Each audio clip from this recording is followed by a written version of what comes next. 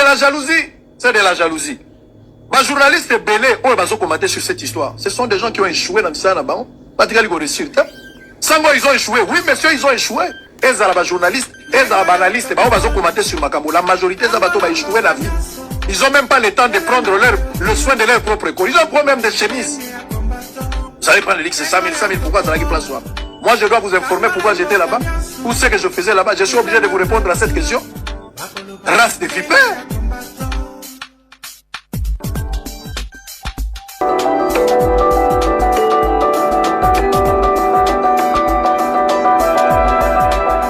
Alors, comme tu annonçais qu'il y a des réseaux sociaux, on a bicho que tu peux déposer plainte contre Ndeko Israël Mutombo, où il a traité le journaliste congolais de macaque, Rezus. Alors, Boumoni Bicho Awa Liboso, il y a siège, il y a CESAC. Justement, ils ont pour dans les cambo et déranger peu Bino et déranger qui peut Bisso.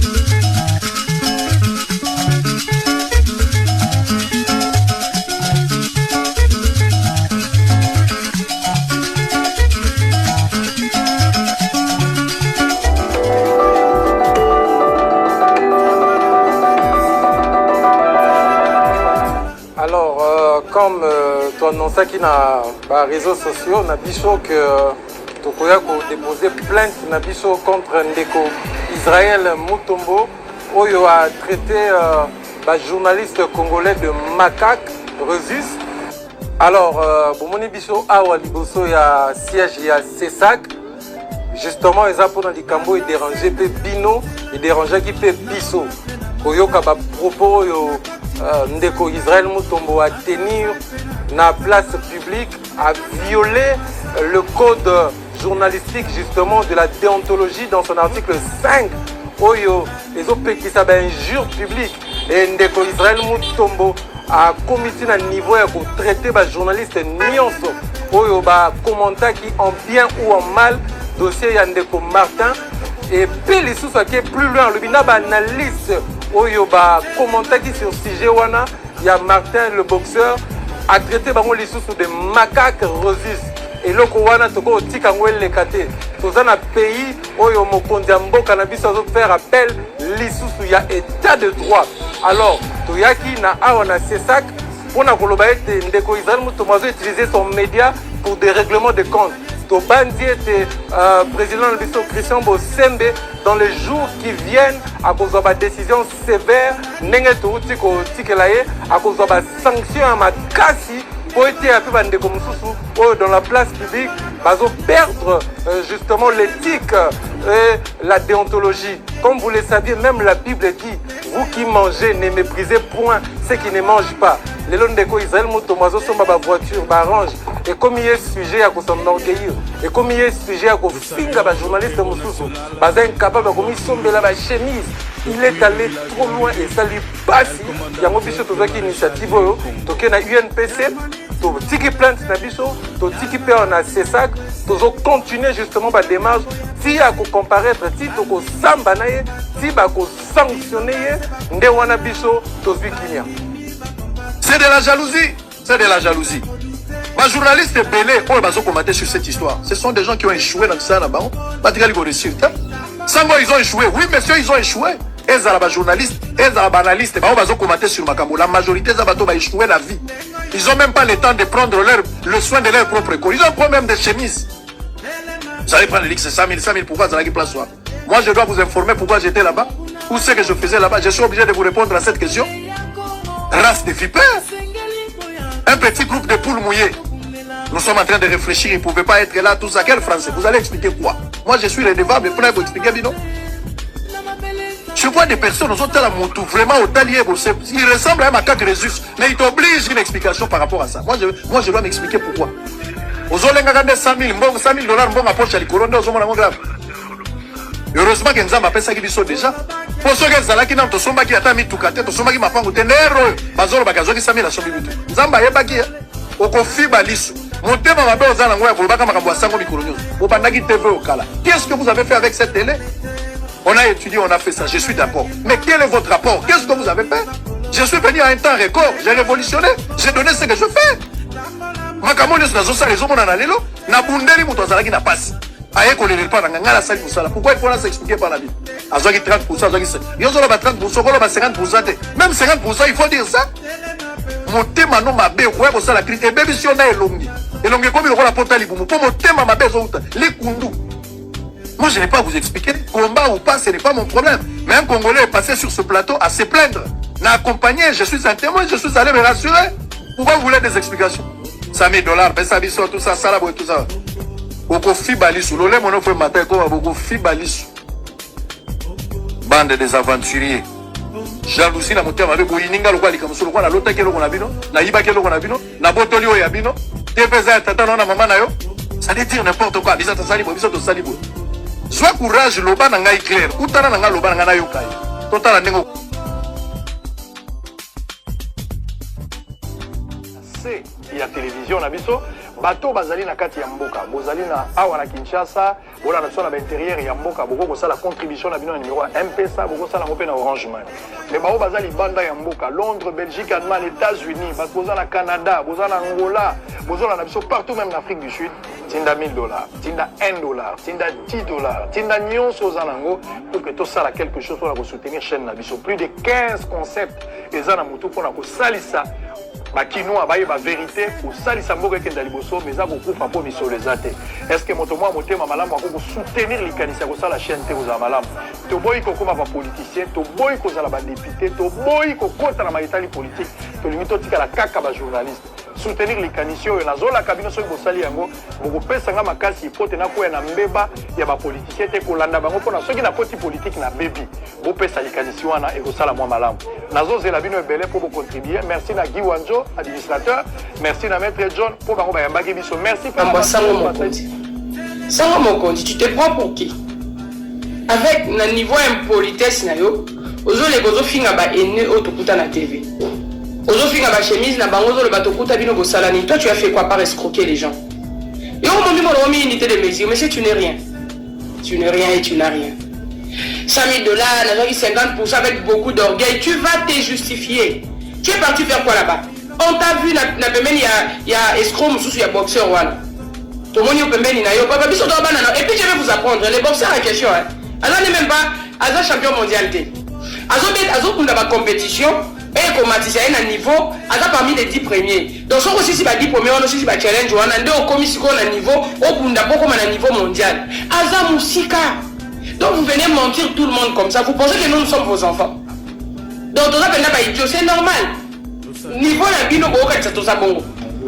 Donc vous pensez que et tu viens, tu incites les journalistes et tu incites même la population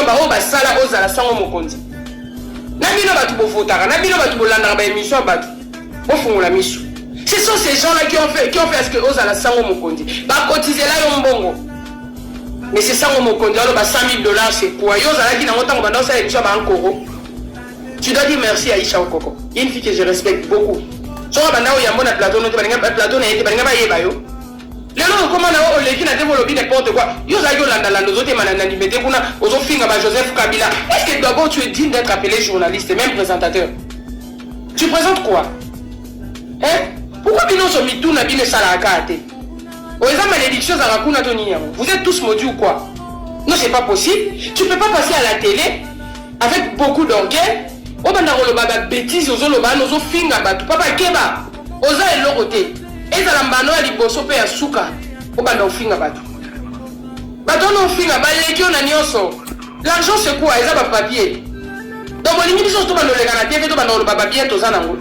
Ils sont surtout dans le bateau, on a qui ça relation tous en ango. Oh messieurs.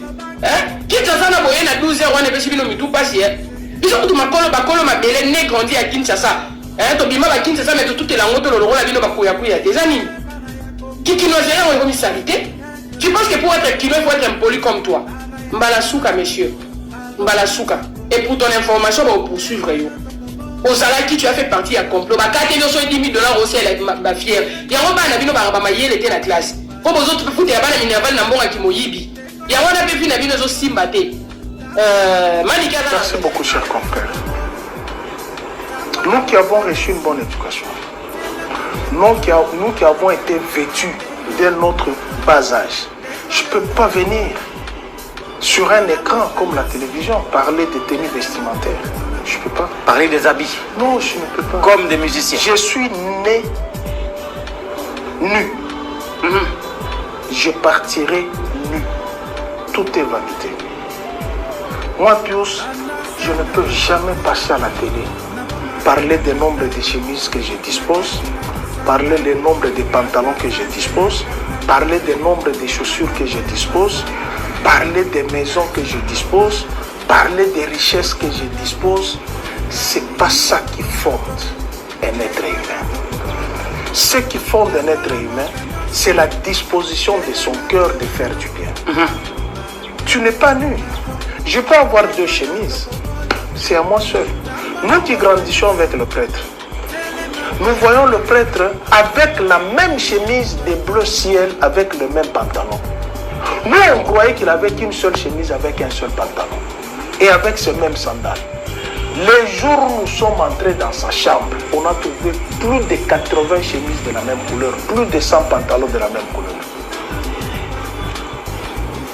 Et celui qui parle des tenues vestimentaires à cet âge, allez-y comprendre qu'il a reçu l'éducation de la rue. Puisque quelqu'un qui a été vêtu par ses parents dès le bas âge, est-ce que c'est aujourd'hui que je vais parler des chaussures? Franchement. Et c'est aujourd'hui que je vais parler des véhicules, franchement. Moi, je partais à l'école avec les bus. Je partais à l'école avec les bus. Chez nous, il y avait des véhicules. Mes oncles avaient des véhicules, mes tantes avaient des véhicules, les maris de mes tantes avaient des véhicules. Est-ce qu'il faudrait-il passer à la télévision pour une chose qu'on te reproche, de donner tout simplement les explications? Et il n'a aucun droit, je m'excuse, c'est notre confrère. Il n'a aucun droit de dire aux gens de ne pas réfléchir sur un scandale du siècle. C'est parmi les bilans que tu m'as demandé. $100 000 américains. Décaissés pour un combat imaginaire. Parlons-en. On a vu le confrère en train de remplir. Parlons-en un peu. J'aurais appris que Bakole ne fait pas partie de notre fédération de boxe. Vrai. Vrai. Vrai. Si c'était la promesse du chef de l'État, le chef de l'État l'aurait invité par lui-même ou par la maison civile. Pas en impliquant les institutions de la République, maison civile. Ou par son épouse qui a une fondation. Il donne l'argent, donne à notre compatriote. Non, on a utilisé le gouvernement. Là, on a utilisé les institutions de la République. Pour une promesse privée. Pour une promesse entre privée. les frères Kassaïens. Ça, c'est bien pesé le mot. On a impliqué les institutions de la République. Mais on me fait taire de ne rien dire. Et qu'est-ce que nous avons dit de mal? C'est demander tout simplement l'application des lois de la République. Qu'est-ce que nos lois de la République parlent? Un boxeur de ce trempe-là, nani compte bancaire, nani manager, en impliquant les institutions de la République, le ministère des Sports, il fallait impliquer le secrétariat général des Sports. Il fallait impliquer la Fédération congolaise de boxe.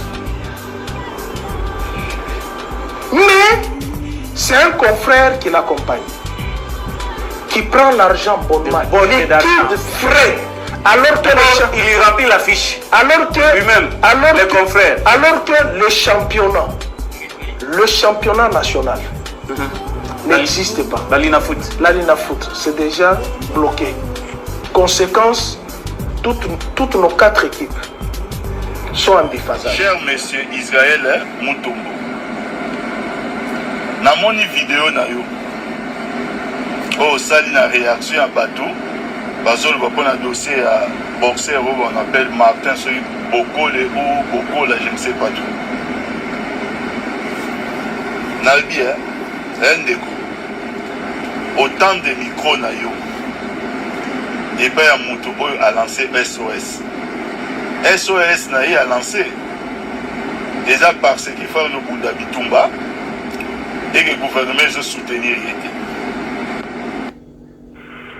Nata SMS wana a menacé même en disant qu'ils sont une a changé les nationalités. Yo obéissé autant que les défauts pour voir les Arabes entendre. Bayo qui ou accompagné dans certaines dimensions parce que dans l'image on vous voit place que vous avez fait ça. Après,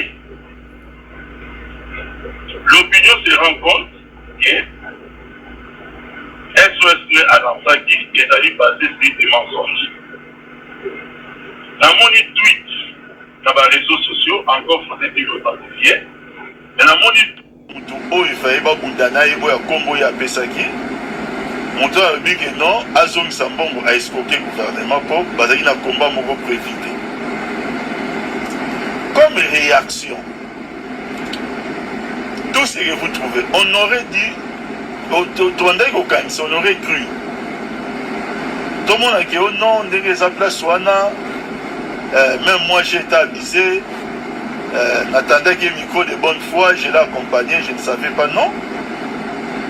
Comme réaction, aux autres Belabiso, qui au nom de la place, émission d'ailleurs, les aboyés, on répondre aux Asugi, je ne sais même pas la qualité de la titre, aux personnes à l'émission d'ailleurs, les autres dans le canal plus, aux Salaboy. Dans votre conscience, est-ce que c'est un mépris ou réellement vous parlez à vos frères qui n'ont fait que formuler des remarques où ils allaient fonder? Comment vous sentez-vous dans votre conscience? Tobengamoni, arrogance démesurée, Tobengamoni tout simplement esprit en cocac. Parce que n'importe qui à votre place, avoir pour exprimer par regret, pour Alaxa qui est avec de bonne foi, mais qu'il a été abusé. Parce que les faits sont là. Tout ce qu'il a dit dans votre émission est à soloter.